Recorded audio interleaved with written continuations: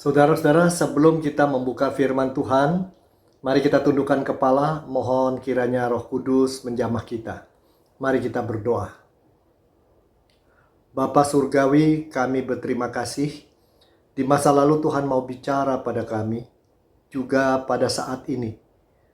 Tuhan, bahkan di masa depan apapun terjadi, Tuhan bersama kami dan mau menyampaikan pada kami apa yang Tuhan inginkan.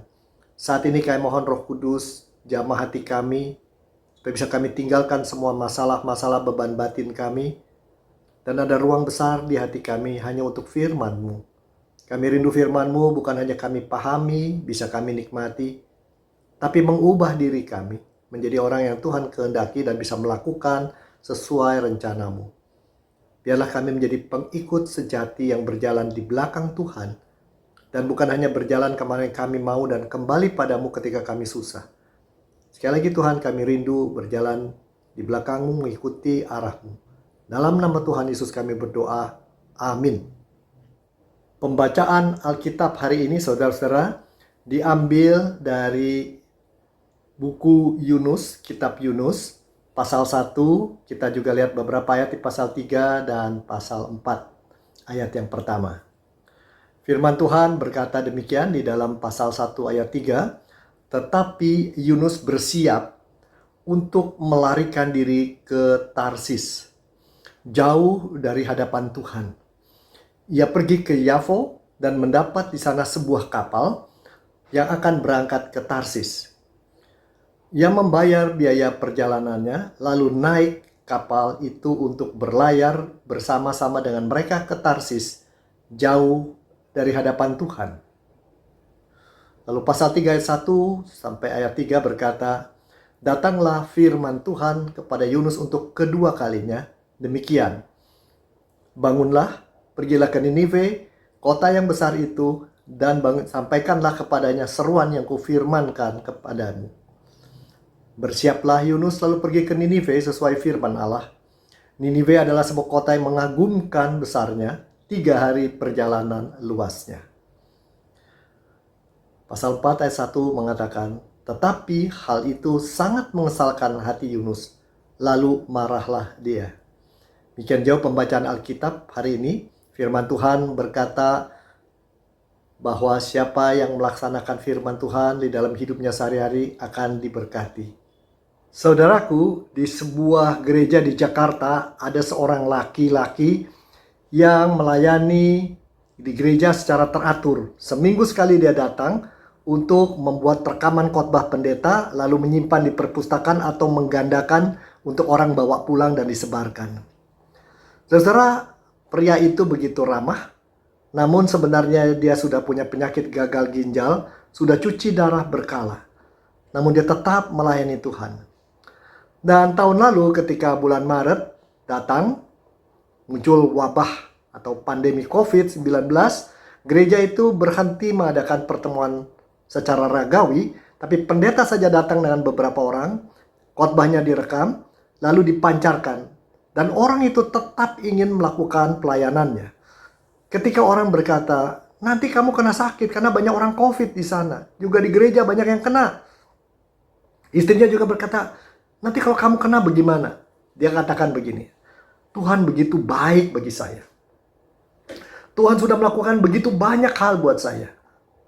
Masa begini aja saya tidak bisa ungkapkan terima kasih pada dia. Dan karena dia teguh berkata gitu, tidak ada seorang pun akhirnya bisa melawan dia. Dia tetap melaksanakan itu. Bahkan dia katakan pada Pak Pendeta, jangan larang saya Pak. Sebab melalui firman yang Bapak beritakan, dengan alat-alat ini, firman itu tersebar. Injil disebarkan melalui alat-alat ini, menembus batas-batas tembok gereja kita. Tempat yang jauh pun bisa dengar. Saya mau ambil bagian di sana sebagai terima kasih saya pada Tuhan. Dan di tengah proses itu, beberapa bulan kemudian bisnisnya hampir hancur. Karena apa yang terjadi adalah dia sering membuat video buat orang kawin atau untuk perusahaan, dan semua ordernya turun. Tapi dia katakan, aku tidak berhenti melayani Tuhan dalam kondisi ini. Selama aku masih bisa makan dan bisa dapat tempat tidur cukup, Tuhan pasti berkati kami semua. Melihat keteguhan itu, istrinya angkat topi. Pendeta terinspirasi, tapi terutama koster, supir, dan juga satpam yang bukan beragama Kristen kagum melihat dia dan menjadi teman dia. Dan satu hari saudara, terjadilah yang ditakutkan, memang COVID menghantam dirinya. Saya tidak tahu saat ini apa yang terjadi dengan orang itu, tapi terakhir waktu saya khotbah di sana dia tersenyum dengan pasrah dan sangat gembira melayani Tuhan di sana dengan tekun pula. Satu kisah yang menginspirasi. Tapi di balik cerita itu kan ada iman yang begitu dalam. Beriman termasuk juga tahu konsekuensinya dan bayar harga dengan cinta pada Tuhan. Sebaliknya ada orang-orang banyak di gereja yang tidak demikian. Buat dia datang seminggu sekali lalu ikut melayani aja sudah berat. Mereka lebih repot dengan pekerjaannya, nafkahnya, rumah tangganya. Dia percaya Tuhan. Dia percaya bahwa harus penginjilan. Dia percaya untuk pelayanan. Tapi dia mau dapat banyak berkat dari Tuhan. Tapi dia tidak mau mengungkapkan terima kasih, syukur secara maksimum. Mereka punya iman, imannya sekedar pengetahuan, tapi tidak merubah diri mereka untuk belajar bersandar pada Tuhan, ikut pimpinan Tuhan. Kenapa bisa ada dua jenis manusia seperti itu? Tolong pikirkan. Jawab terhadap pertanyaan tadi, mengapa ada orang begitu mencintai Tuhan dan melakukan apa saja yang Tuhan inginkan, tapi ada orang-orang yang percaya Tuhan, tapi tidak mau lebih dari itu, hanya ke gereja, ya berdoa, minta pada Tuhan macam-macam, mencoba taat, tapi tidak melakukan kehendak Tuhan semaksimum mungkin. Kenapa kasihnya pada Tuhan terbatas? Kenapa tidak mau melakukan pekabaran Injil secara pribadi pada orang sekitar dia? Di dalam Alkitab ada jawabnya, saudara-saudara. Di dalam kitab Nabi Yunus dikatakan pada satu hari Tuhan datang pada Yunus dan menyampaikan sesuatu firman-Nya. Firman-Nya jelas, itu ada kota yang besar namanya Niniwe. Kalau sekarang balik ke New York begitu ya. Kota itu begitu besar, hebat. Sedang Yunus tinggal di kota kecil atau kampung kecil.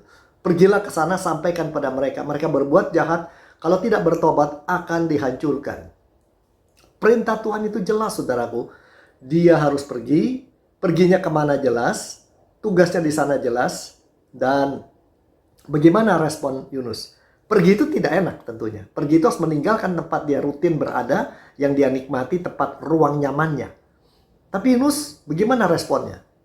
Saudaraku, respon Yunus sangat menarik sekali. Yang dilakukan Yunus adalah besoknya benar pergi dengan sigap. Tapi pergi kemana? Ninive itu adanya timur laut dari tempat tinggal dia. Tapi dia pergi sebaliknya ke arah barat menuju pantai. Lalu sewa kapal, masuk ke dalam kapal. Dikatakan 2 kali berturut-turut di dalam cerita ini. Yunus menjauh dari Tuhan. Naik kapal untuk jadi jauh dari Tuhan. Saudara, kenapa sih ada orang suka jauh dari Tuhan? Jawabannya satu. Oh, Bapak yang di surga, biarlah dia di surga, aku di bumi. Kenapa? Senang kalau jauh begitu. Kalau kita jauh dari Tuhan, ada orang-orang suka, maka kalau saya minum minuman keras, kalau saya berkelahi dengan pasangan, nonton film porno, atau main judi, atau makan sampai mabuk-mabuk atau apa, Tuhan kan jauh. Ya ini manusia, terimalah manusia memang demikian begitu. Banyak dosa kedagingan kita. Besok minta ampun. Saudaraku, orang lebih suka jauh dari Tuhan supaya tidak merasa dekat dan teramati dan harus menyesuaikan diri dengan Tuhan. Supaya dia punya keleluasaan melakukan apa yang dia kehendaki. Yunus berangkat ke laut. Yunus jauh dari Tuhan rasa dia. Tapi Tuhan tidak mau jauh dari dia. Saudaraku, di laut terjadi bencana gelombang yang besar, badai yang hebat luar biasa. Seluruh awak kapal ketakutan. Dan mereka pada waktu itu merasa apa yang terjadi, apa yang salah.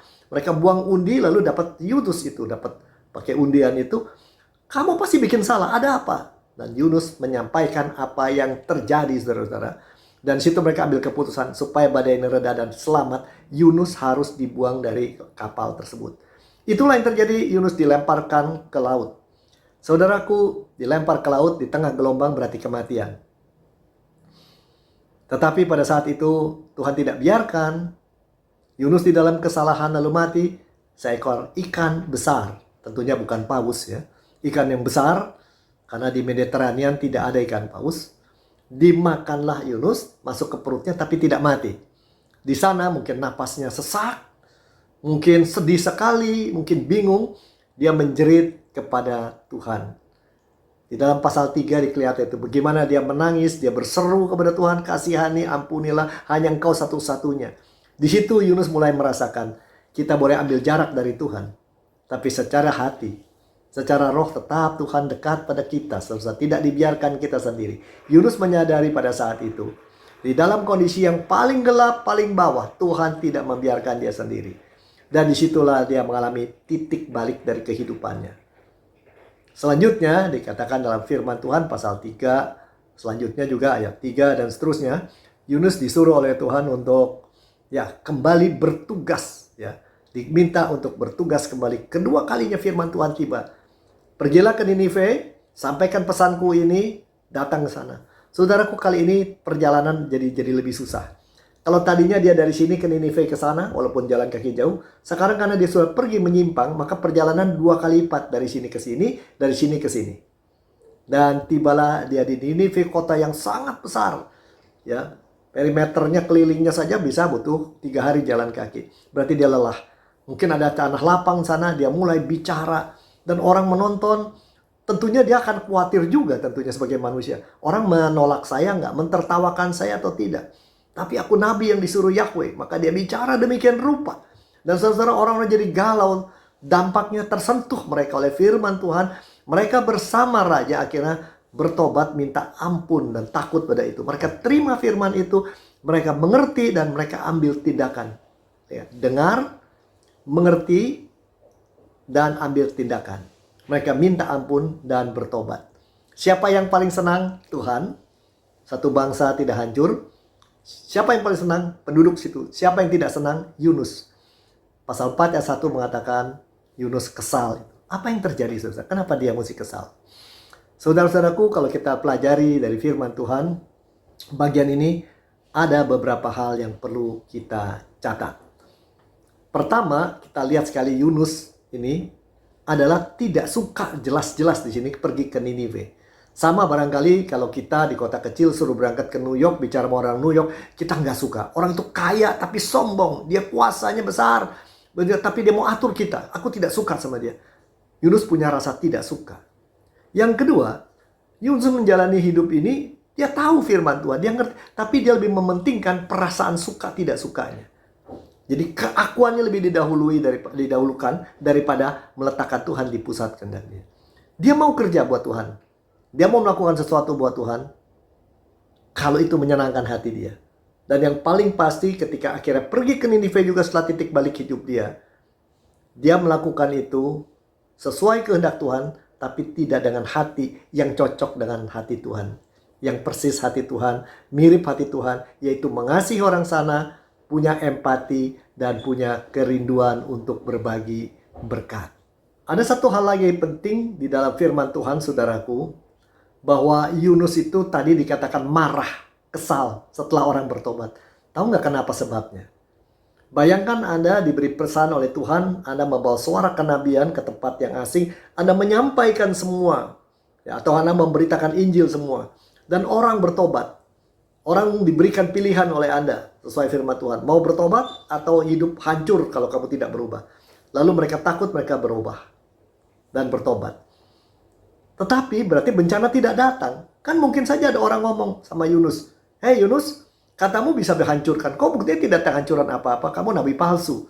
Jadi Yunus merasakan kalau Tuhan mengasihi orang-orang itu dan apa yang dikatakan diancamkan tidak terjadi, dia akan dirugikan.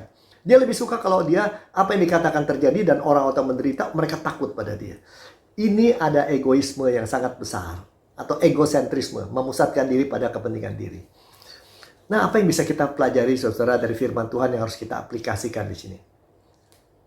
Pertama, di dalam kehidupan sebagai anak-anak Tuhan yang sudah percaya, Anda dan saya diberi kesempatan Tuhan untuk memilih 2 hal.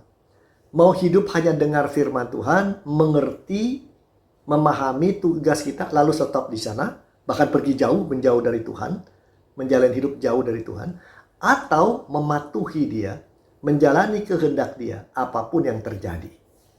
Iman ada harganya. Ada konsekuensinya jadi orang beriman. Dan konsekuensinya kita berani tanggung dan bayar atau tidak. Beriman berarti harus siap menerima anugerah-anugerah baru dari tangan Tuhan. Dan seringkali Tuhan punya anugerah begitu besar. Punya solusi terhadap masalah kita. Punya begitu hal indah menunggu kita. Tapi kalau kita tidak ikut di belakang Dia, mencari di tempat lain, kita tidak dapat apa-apa. Beriman berarti bukan hanya percaya, tapi mempercayakan diri pada Tuhan, siap juga diubahkan oleh Dia, siap menerima anugerah-anugerah baru. Dan seringkali itu datang melalui kita patuh melakukan hal yang sulit bagi kita yang Ia kehendaki. Salah satunya menyampaikan Injil Dia pada orang di sekitar kita dan juga yang jauh. Itu yang bisa kita pelajari. Lalu berikut yang kedua, menyampaikan Injil dalam kata-kata, tindakan, perbuatan bisa ada resikonya. Orang menolak, mentertawakan, mengabaikan, hidup kita ditonton sama dia. Bener nggak apa yang kau katakan benar-benar kau lakukan?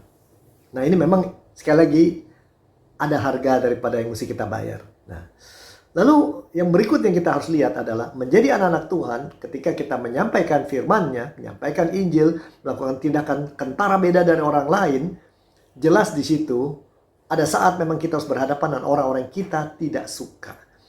Dan itu memang tidak mudah. Tetapi justru di sana ditesting. Kita mendahulukan kehendak Tuhan atau kita lebih mendahulukan kehendak diri kita. Jadi tidak mungkin Injil diberitakan kalau kita tidak mau diubahkan dan mengubah diri dulu. Ini dia. Ini dia luar biasa ya. Jadi justru kita akan mengalami perubahan karakter, kemampuan-kemampuan dan komitmen kita ketika kita coba melakukan apa yang Tuhan kehendaki. Nah akhirnya bagaimana saudara aplikasinya buat kita hari ini setelah mendengar firman Tuhan. Pertama saya harapkan Anda ketika pulang, lihatlah, sadarlah, tengoklah. Orang di sekitar Anda, mungkin di keluarga besar Anda, mungkin di tetangga, di teman, atau di rumah yang belum kenal Kristus. Belum merasakan anugerah Tuhan, penebusan Tuhan. Hidup sendiri, memikul perjalanannya sendiri, kesepian, kadang-kadang bingung. Kedua, kalau sudah ada perhatikan dan tahu mereka, doalah, minta izin pada Tuhan, bolehkah saya melayani dia? Dan berarti saya harus diubah Tuhan, tolong saya juga diubah terlebih dahulu. Yang ketiga, mulailah Anda mendekati orang itu, buatlah dia jadi nyaman dengan Anda. Bahkan membuat Anda bertindak seakan-akan teman yang selalu siap dia minta tolong. Jadi buatlah dia nyaman dan dia percaya pada Anda menjadi sahabatnya begitu. Kalau dia orang tua Anda, biarlah dia bisa leluasa ngomong dengan Anda dan Anda jadi pendengar yang baik. Tidak menilai, tidak memberi nasihat. Jadi di situ saja. Dan kemudian pada satu hari dalam hidup dia, entah berapa bulan kemudian, setahun, 2 tahun kemudian, ketika dia ada susah, disitulah Anda bertindak, menunjukkan Anda punya kasih besar, tidak membiarkan dia sendiri, dan Anda akan siap mendukung, menolong dia. Dan setelah itu berlalu, baru Anda bicara. Kenapa Anda lakukan itu? Karena Anda sudah rasakan kasih Tuhan yang tidak membiarkan Anda sendiri, yang menyelamatkan, menebus, menolong. Dengan demikian Anda perkenalkan Kristus yang Anda sendiri sudah alami sebagai sahabat Anda, penebus Anda kepada orang tersebut. Dengan demikian Anda hidup memberi dampak dan memberi inspirasi pada orang lain. Itulah anak Tuhan sejati. Ikut di belakang Tuhan, terus kita berubah, diubahkan. Kedua, kita memberi dampak nyata. Orang merasa kehadiran kita menjadi berkat. Yang ketiga, terakhir, kita juga diubahkan di dalam proses itu dan membuat orang-orang terinspirasi karena itu. Nah saudara, maukah Anda melakukan itu? Siap untuk terima berkat lebih besar dari Tuhan daripada berkat yang mungkin sudah Anda alami sekarang, berkat yang tanpa kita bayar harga. Nah, Tuhan siap memberikan banyak anugerah. Siapkah tangan kita terulur kepadanya? Tidak terlalu sibuk ini dan itu, tapi menyediakan diri buat dia. Tuhan berkati. Amin.